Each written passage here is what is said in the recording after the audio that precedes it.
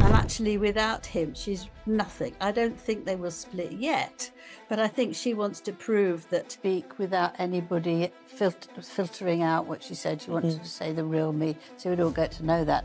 I think she's their family, and you can go on and on for what she said, all the lies she said. So she's not someone. Something shattered behind the palace walls the moment those words hit the air, because suddenly the fairy tale everyone thought they understood didn't feel so solid anymore. Suddenly, the carefully polished image of Prince Harry and Meghan Markle, the rebellious royal lovers who ran away to build their own empire, started to look less like a story of freedom and more like a story full of cracks. The kind of cracks you can't fix with a Netflix deal, a magazine interview, or another emotional documentary. And the most dangerous part wasn't what people were saying openly, it was what they were whispering quietly, what they were questioning behind closed doors, what they were beginning to suspect but didn't yet have proof to confirm. Because once doubt enters a story, it doesn't leave. It grows. It spreads. It infects everything around it. And in Harry and Meghan's case, that doubt was no longer about their marriage, their royal exit, or their media deals. It was about something far more explosive, something far more permanent, something tied directly to blood, legacy, and identity itself. Their anniversary came and went like a ghost slipping through an empty hallway, and nobody said a word. No celebration, no emotional tribute, no dramatic throwback photos designed to remind the world of their love story. Nothing. Just silence. The same couple who once dominated headlines simply by breathing, simply by existing, suddenly couldn't even generate a whisper on what should have been their most symbolic day. And that silence wasn't peaceful. It wasn't dignified. It was loud. It screamed louder than any statement ever could. Because when people who built their entire identity on public validation suddenly withdraw without explanation, it doesn't feel like privacy. It feels like retreat. It feels like avoidance. It feels like something is wrong. She was apparently screaming to the producers, very, very annoyed at what they'd asked her, and I imagine that. The truth is, Harry and Meghan were never quiet people. They thrived on visibility. They fed off attention. Every appearance, every interview, every emotional confession was part of a carefully managed performance designed to control their narrative and maintain their influence. They weren't hiding before.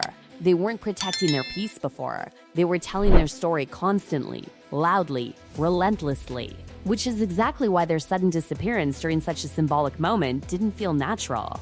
It felt strategic. It felt calculated. It felt like they were trying to avoid reminding the world of something they didn't want examined too closely. Because sometimes silence isn't peace. Sometimes silence is protection. And then, just as the world was beginning to notice the quiet, Angela Levin stepped forward and detonated everything. This wasn't some random commentator looking for attention. This was someone who understood the monarchy at a level most people never would. Someone who had studied its traditions, its patterns, its protocols for decades. Someone who knew exactly how things were supposed to work. And when she began pointing out the inconsistencies, people didn't laugh. They didn't dismiss her. They listened, because what she was saying wasn't emotional, it wasn't dramatic, it was precise, it was factual, and it was terrifying. Survivors feel vindicated by reports of her demon ways. And she asked the question nobody with credibility had dared to ask publicly before. Why were there no traditional hospital appearances? Why were there no clear timelines? Why did the documentation feel incomplete? Why did everything surrounding Archie's birth feel so carefully controlled yet strangely unclear at the same time? Because historically, royal births weren't private affairs. They were public confirmations. They were witnessed, recorded, verified. Diana stood outside the hospital. Kate stood outside the hospital, exhausted, vulnerable, visible. Because transparency wasn't optional, it was expected. But with Meghan, everything was different. Everything was hidden. Everything was vague. Everything was protected. And once Angela Levin said it out loud, once she exposed the contrast, once she forced people to compare what happened before with what happened now, the illusion began to crumble. Because suddenly, people weren't just seeing a couple protecting their privacy. They were seeing a couple controlling information. They were seeing a couple deciding what the public could know and what they could never verify. And once that realization hit, it changed everything. Harry's reaction didn't calm the situation. It made it explode. Instead of addressing the concerns calmly, instead of providing clarity, instead of ending the speculation with facts, he erupted. His response wasn't composed. It wasn't confident. It was emotional, defensive, furious. And that fury told its own story. Because people who feel secure in their truth don't panic when questioned. They don't lash out, they don't lose control. They answer, they clarify, they resolve. But Harry didn't resolve anything, he escalated it. And Meghan? She vanished. She didn't step forward, she didn't defend, she didn't explain. She let Harry stand alone in the storm while she remained silent, protected, distant. And that silence wasn't accidental, it was strategic, because getting involved would mean engaging. And engaging would mean risking exposure. So she stayed quiet. And that quiet spoke louder than anything she could have said. Because by then, the conversation had already shifted. It wasn't just about their image anymore. It wasn't about their brand anymore. It wasn't even about their marriage anymore. It was about verification. It was about legitimacy. It was about truth. And there was only one thing that could end the speculation instantly. One simple test. One undeniable answer. One confirmation nobody could argue with. But they wouldn't do it. They wouldn't provide it. They wouldn't silence the questions. And every day they avoided it. Every day they stayed silent. Every day they chose not to end the speculation. The suspicion grew stronger. Because people began asking the most dangerous question of all. If the truth protects you, why avoid proving it? Because the longer they stayed silent, the more it felt like they weren't protecting their privacy. They were protecting their secret. The most chilling part wasn't the accusations. It was the realization that Harry and Meghan had reached a point where they couldn't escape the very system they thought they had outsmarted. Because when they walked away from the monarchy, they believed they were walking into freedom. They believed they could finally control everything, the narrative, the exposure, the timing, the truth itself. But what they never anticipated was that control isn't power when credibility starts collapsing. Control becomes a cage, and suddenly they were trapped inside it. What Angela Levin triggered wasn't just another controversy. She triggered scrutiny from people who weren't easily dismissed. Historians, analysts, insiders, people who had spent decades watching how royal legitimacy was confirmed and preserved. And what they were seeing now didn't match the patterns they knew. It didn't align with centuries of tradition. It didn't follow established verification procedures. It didn't provide the kind of transparency that protected royal bloodlines from uncertainty. And when those experts started quietly acknowledging the inconsistencies, the situation stopped being gossip. It became examination. Because royal lineage isn't symbolic. It's documented, it's confirmed, it's protected. Every birth, every succession, every new generation is recorded with precision, not because of curiosity, because of necessity, because the stability of the institution depends on it. And when documentation feels incomplete, when timelines feel unclear, when confirmation feels absent, it doesn't just raise eyebrows, it raises alarms. And Harry knew it. That was the part nobody could ignore. His reaction wasn't confusion. It wasn't calm dismissal. It was panic. It was emotional. It was uncontrolled. It was the reaction of someone watching something dangerous spiral beyond their ability to contain it. Because the more he tried to silence the conversation, the louder it became. The more defensive he got, the more suspicious people became. And the more aggressive his responses were, the more it felt like he wasn't protecting privacy.